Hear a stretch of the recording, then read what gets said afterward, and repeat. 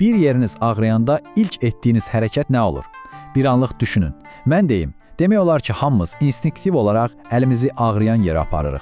Yaxşı, bəs bu çox sadə, çox bəsit görünən toxunuş əslində güclü bir müalicə üsulunun təməli ola bilərmi?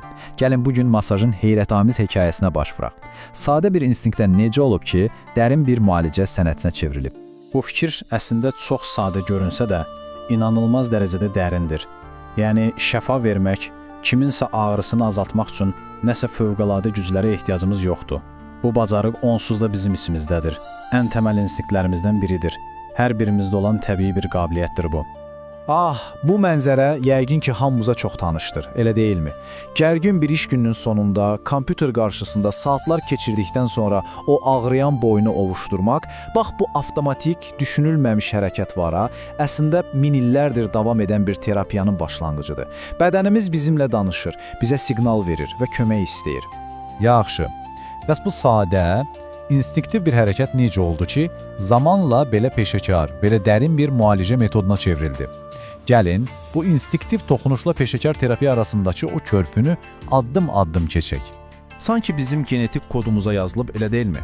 Başımız ağrıyan kimi əllərimiz gicqaxlarımıza gedir.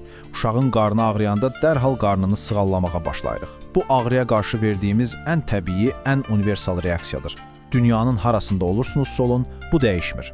Amma iş təkcə instinktlə bitmir əlbəttə. Burada min illərin sənəti və müasir elmin kəsişdiyi bir nöqtə var. Gəlin masajın bu iki möhtəşəm tərəfinə birlikdə nəzər salaq.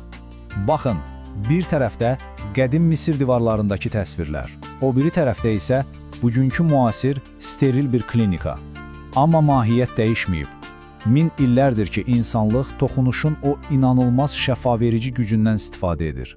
Bəlkə də üsullar, texnikalar dəyişib. Amma əsas prinsip olduğu kimi qalıb. Yaxşı, bəs müasir elm nə deyir bu barədə? Bu sadəcə bir xoşdur hissidir, yoxsa daha dərin bir şey var? Xeyr, qətiyyən sadəcə xoş hiss deyil. Elmi araşdırmalar göstərir ki, düzgün masaj bədənin bütün sistemlərinə təsir edir. Qan və limfa dövranını sürətləndirir, yəni toxumalar daha çox oksigen alır, immun sistemini gücləndirir və əlbəttə o gərgin əzələləri boşaldıb bütün sinir sistemini sakitləşdirir. Yəni, biz bədənin özünü sağaltma mexanizmini işə salırıq. İndi isə gəlin biraz daha dərinə gedək. Ümumi masajdan daha spesifik, daha fərqli bir yanaşmaya baxaq. Yumeiho terapiyasına. Bu, bədənə tamamilə fərqli bir pəncərədən baxan bir metoddur. Bir anlıq dayanıb düşünək. Bəlkə də biz illərdir problemi səhv yerdə axtarırıq. Bəlkə ağrıyan çiynimiz, belimiz sadəcə bir nəticədir, bir siqnaldır. Əsl səbəb isə tamam başqa yerdə, bədənimizin ta təməlində gizlənirsə. Yumeiho terapiyası məhz bu sualla başlayır. Yumeihonun bütün fəlsəfəsi məhz bu sualın cavabındadır. Onlar deyir ki, gəlin ağrıyan yerə yox, bütün bədənin ağırlığını daşıyan o təmələ, yəni çanaq sümüyünə fokuslanaq. Düşünün də, bir binanın təməli əyridirsə, yuxarı mərtəbələrdəki çatları istədiyin qədər təmir et. Nə faydası? Əvvəl təməli düzəltmək lazımdır. Və budur, gəlib çatdıq məsələnin ürəyinə. Yumeiho nəzəriyyəsinin açar nöqtəsi, bir çoxumuzun xroniki ağrılarının cavabı ola biləcəyi o konsept, çanaq yer dəyişməsi. Təsəvvür edin ki, çanaq onurğamız üçün bir bünövrədir. Bütün sütun onun üstündə durur. İndi o bünövrədə cüzi, millimetrlik bir sürüşmə olsa, sizcə yuxarıdakı sütun necə olar? Əlbəttə ki, yıxılmamaq üçün, tarazlığı qorumaq üçün əyilməyə başlayar. Və bu əsil domino effekti yaradır. Baxın, proses necə gedir? Birincisi, çanaqda o kiçik yer dəyişmə baş verir. İkincisi, onurğa bu disbalansı kompensasiya etmək üçün əyilir. Üçüncüsü, bu əyrilik bədənin bir tərəfindəki əzələləri həddindən artıq gərginləşdirir, o biri tərəfdəkiləri isə zəifləyir və nəticə odur ki, biz bel ağrısından, boyun ağrısından, hətta bəzən daxili orqanlarımızdakı problemlərdən şikayətlənirik. Yaxşı, bəs bu problem nə dərəcədə yayğındır? İndi deyəcəyim rəqəmə diqqət edin. 95%. Bəli, düz eşitdiniz. Yumeiho nəzəriyyəsinə görə insanların demək olar ki, hamısında, yəni 95%-də müəyyən dərəcədə çanaq yer dəyişməsi var. Və ən maraqlısı odur ki, çoxumuz bunun fərqində belə deyilik.